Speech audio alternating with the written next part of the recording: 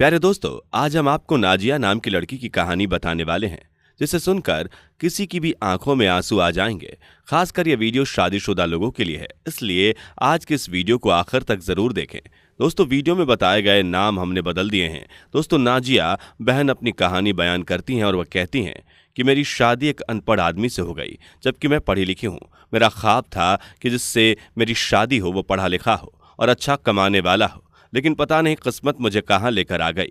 कुछ मजबूरी की वजह से साहिल नाम के लड़के के साथ मेरी शादी कर दी गई। साहिल से मुझे घिन आती थी, बदबू आती थी। पता नहीं क्या काम किया करता था, शायद उसका काम अच्छा नहीं था। मैं हमेशा अल्लाह के सामने रो रो कर दुआएं करती थी कि या अल्लाह, या तू साहिल को मार दे या किसी तरीके से उससे मेरा पीछा छुड़ा दे। मैं उसे हमेशा कभी जाहिल तो कभी अनपढ़ कहती, उसे हर बार बेइज्जत करती, उस पर गुस्सा करती। लेकिन साहिल मुझे प्यार से समझाता, कभी चुप हो जाता, कभी गुस्से में घर से बाहर चला जाता था। एक बार तो ऐसा हो गया कि मैं उससे ज़बरदस्ती झगड़ा करके अम्मी अब्बू के पास चली गई और जिद करने लगी कि मुझे साहिल से तलाक चाहिए। मुझे मेरी अम्मी और अब्बू ने बहुत समझाया कि बेटा, वह लड़का बहुत अच्छा है, साहिल में क्या कमी है, बस वह पढ़ा लिखा नहीं है, अनपढ़ है, बाकी उसमें क्या खराबी है। वालदेन ने मुझे बहुत समझाया, लेकिन मैं तो तलाक लेना चाहती थी, इसलिए मैंने झूठ बोल दिया कि साहिल मुझे खर्चे नहीं देता। अम्मी अब्बू ने फौरन साहिल को घर बुला लिया। अब साहिल मेरे सामने बैठा था, अम्मी और अब्बू भी सामने थे। मेरे अब्बू ने उससे पूछा कि हम यह क्या सुन रहे हैं, क्या यह बात सच है? तो साहिल कहने लगा, जो भी कमा कर लाता हूँ सारा खर्च निकाल कर जो भी बच जाता है मैं नाजिया के हाथ पर रख देता हूँ। आगे नाजिया बताती है कि जब साहिल हमारे घर आया था तो उस वक्त घर में मेरे चाचा, ताया, अम्मी अब्बू और दूसरे रिश्तेदार भी मौजूद थे।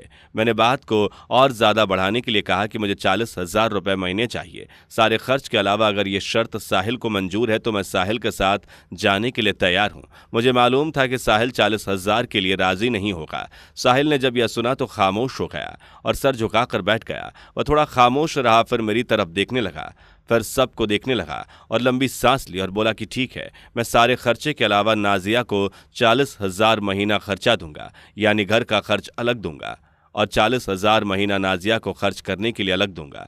नाजिया कहती है कि यह सुनकर तो मैं हैरान रह गई और दिल दिल में गाली देने लगी कि कमीने तो इस बात को मान गया, अच्छा अब देख मैं तेरा जीना हराम कर दूंगी। अब कोई रास्ता नहीं बचा था, मैं साहिल के साथ चल दी। मैं साहिल से अक्सर पूछा करती थी कि तुम काम क्या करते हो, तो वह कहता था कि मैं सरकारी ऑफिस में काम करता हूँ। इससे ज़्यादा ना मैंने कभी उसे पूछा, ना उसने मुझे कुछ बताया। पर साहिल मुझे हर महीने 40,000 रुपये देने लग गया। मेरा यह आइडिया तो फेल हो गया। वह बार बार मुझे 40,000 लाकर देता रहा। फिर मैंने एक दिन नया ड्रामा शुरू किया। मैंने साहिल से कहा कि मुझे नया महंगा वाला फ़ोन चाहिए। मैं तो बस साहिल को तंग करना चाहती थी, ताकि मुझसे तंग आकर परेशान होकर वो मुझे तलाक दे दे। मैंने जब साहिल से महंगा वाला फ़ोन मांगा तो वो मुस्कुराने लगा और कहने लगा कि नाजिया, मैं लाकर दे दूंगा, ना तुम परेशान हो, बस मुझे छोड़कर जाने की बात ना किया करो। तुम जो कहोगी मैं वो करने के लिए तैयार हूँ। नाजिया बताती है कि लेकिन मुझे तो उससे पीछा छुड़ाना था, तो मैं कभी खाने में मिर्च ज़्यादा डाल देती थी, कभी नमक ज़्यादा डाल देती थी, और वह बेचारा बाहर से आता था, खाना खाता था और बिल्कुल बेहोश होकर सो जाता था। ना जाने कौन सा काम किया करता था जो इतना ज़्यादा थक जाता था।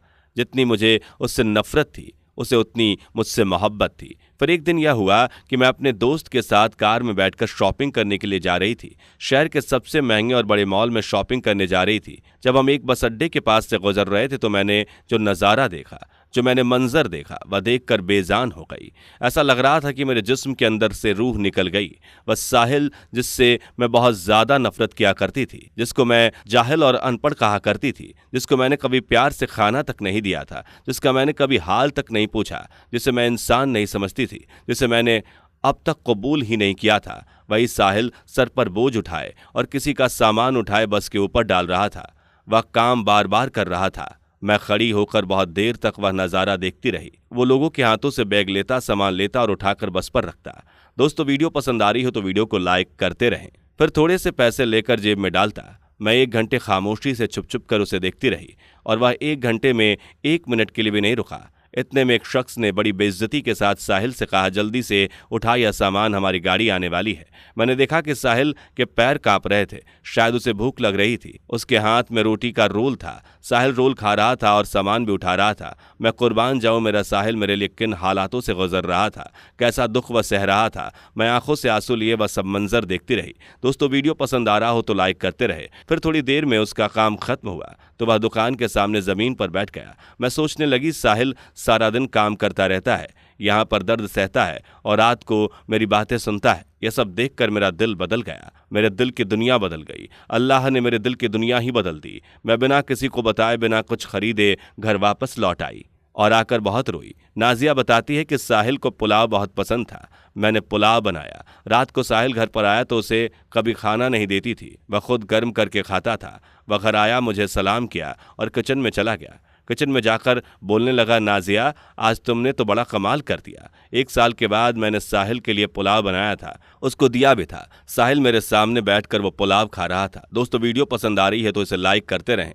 और मैं साहिल की तरफ देखे जा रही थी और दिल में यह सोच रही थी कि मेरा साहिल मेरे लिए कितना दर्द सहता है और मुझे बताता तक नहीं है, और मैं उसे कितनी तकलीफ देती हूँ, मगर उसकी जुबान पर कभी शिकवा नहीं आता। आज मुझे साहिल पर बहुत ज़्यादा प्यार आ रहा था। दिल चाह रहा था कि उसके सीने से लिपट जाऊं और माफ़ी मांग लूं, लेकिन समझ नहीं आ रहा था कि मैं आगाज़ कैसे करूं, शुरुआत कैसे करूं।